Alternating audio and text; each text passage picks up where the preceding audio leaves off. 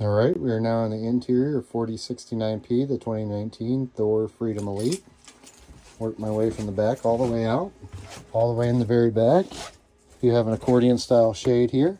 There are red handles on the very far window. This works as an emergency exit window. If you ever have to get out, pull the red handle, shove the window out. These shades will just lift up or down, the accordion style ones. You do have the same style shades on each side of the bed up there. Storage in your cabinets directly above the bed, and then the lights just above the bed have little push buttons on the light itself.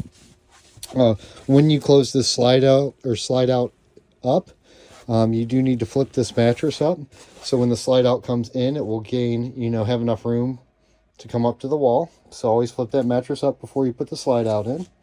There is some access under here to, I believe, electrical. If you remove the screw out of that panel, this is hinged and will flip up. Just at the base of the bed, you have switches for the awning to extend and retract. You have a main light switch for the bedroom, and then directly above that is the thermostat for the furnace. In order to run the furnace, you do have to have the propane turned on, purge the air out of the system, and then once the air is purged out, you could turn this to the on position, and it will self-ignite and light the furnace. You have storage in your drawer and closet in the bedroom area here. Moving over here into the bathroom area, you have a nice size walk-in shower here. There's a skylight in it. You have a power or a manual crank-up vent lid that does have a power fan on it. The switch is actually in the corner over there. You have a side flush toilet. The pedal is just to the right of the toilet itself. Storage below the sink, and then storage in the vanity behind the mirror. Outlet here is going to be a ground fault outlet. It does have the reset buttons on it. And then you have a switch for the exhaust fan in the ceiling. And then you have a switch for the main lights in the bathroom area. Moving out of there and down into the hall, you have a little storage area over here. Storage in your drawer here. This here is the furnace, so when you turn it on at that thermostat there, it will start blowing hot air out of these vents here. Directly above the furnace is going to be your refrigerator. There are 3 buttons on the refrigerator. First one is a power button, pretty self-explanatory. Second one is a mode that will switch you between auto mode or propane mode. When it is in auto mode, it will basically, if you're plugged in, it'll run on electricity. Once you remove power, it'll automatically switch over to propane.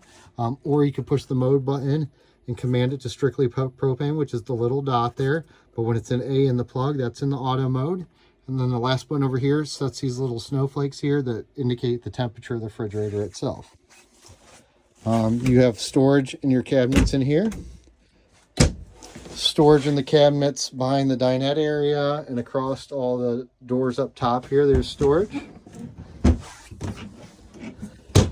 Dinette area will turn into a bed if need be. There's a lever on the bottom here. You'll flip that to the side. This tabletop will push down to these ledges down here. And then you'll lay these cushions over the top of the tabletop to fill the void.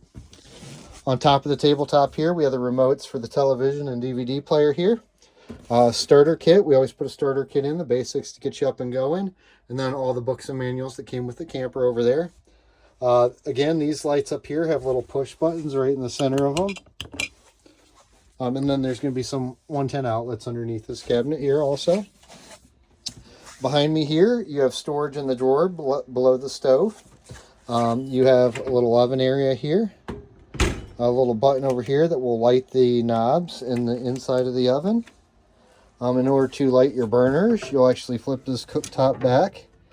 And then you're going to turn on your propane knob here. And then once your propane's flowing, you could hit your sparker and it will ignite the propane. I actually have the propane off currently right now. But you just turn to desired burner, which is highlighted with the circles here, and then use the sparker to light it. Same thing with the oven. When you want to use the oven, you'll actually turn this to the flame. You'll depress this knob. While you have the knob depressed, you'll turn the sparker and it'll ignite the pilot light on the oven. And then you could turn the knob the rest of the way to the desired setting of where you want your oven. Microwave is pretty standard, self-explanatory, and then there is storage above the microwave. Again, another manual crank-up vent lid with exhaust fan. Storage in your cabinet above the sink area here. Sink's pretty standard. Just below the sink, you got a little tip out area. And then down here, there's just going to be drawers all the way down. Blinds behind it. This will actually, again, just lift up. Then you got a little slider window here behind the blinds. There's a little table extension. This will lift up and lock into place. When you want to go back down, you actually lift up and push these two levers in, and it'll lower back down. Just below the dinette area, you have a carbon monoxide and propane alarm, and then some 110 outlets down there. That carbon monoxide and propane alarm is hardwired. So anytime the camper has battery power, that will be powered on. A little storage drawer below that seat of the dinette. You have a fire extinguisher to the left of the entry door. You have your screen door on the entry door, and then there's a slider. So once the main door's open, you can close that to keep the bugs out. Over to the side over here, you have a couple 110 outlets. Directly below that is going to be light switches. And then directly below that is going to be step light or awning switches. This here is going to be your main battery disconnect switch. And then this is a solar display. I can't remember if this one had panels on it or not. It might just be pre-wired for it, but that will display if you have solar power coming in. It's like your charge controller is what they call it. Directly below the step here is the batteries. We do put in all new Coach batteries, so it has brand new Group 24 deep cycle batteries inside of there. Then there's a step light in that well also. Up top here, you have switches for the generator start stop up here. Tank levels, you can push these and it'll illuminate lights to show you how full LP gas, battery condition, fresh water, black water, and gray water are. You have a water pump switch. Anytime you want to use water out of the tank that you take with you of water, you got to turn the water pump on. If you are hooked up to the garden hose, you have the pressure of the garden hose, so you don't need that on. Over here, you have switches for the LP gas or 110 side of the water heater. So if you flip this on, you have your propane turned on, it'll automatically ignite the propane for the water heater. And if you just want to run on electric and you're plugged in, you could turn this on and it'll just run the element for the electric side. Directly above this cabinet here, there's a little DVD player inside of there. And then you do have a antenna here. This is a rotational antenna. It doesn't raise or lower, it just changes direction. You have your front television up here for the bed area, and that will actually, there's a knob on top, and you could swing that out to watch TV from the rest of the camper. Again, a manual crank up vent up top there, and then again, a little accordion style blind with slider windows over there. There's a little bunk ladder to get you into the bunk area, and you can actually flip this up too and get it out of the way if you want to be able to walk through for extra headroom. I'm going to move this ladder to the side here, go over a couple of things up front here on the dash. So you have your power windows and power locks over here on the door, and obviously your handles. Glove box area. Over here you have HDMI ports and USB charging ports. And then you have your regular 12-volt accessory ports up here also. Your radio.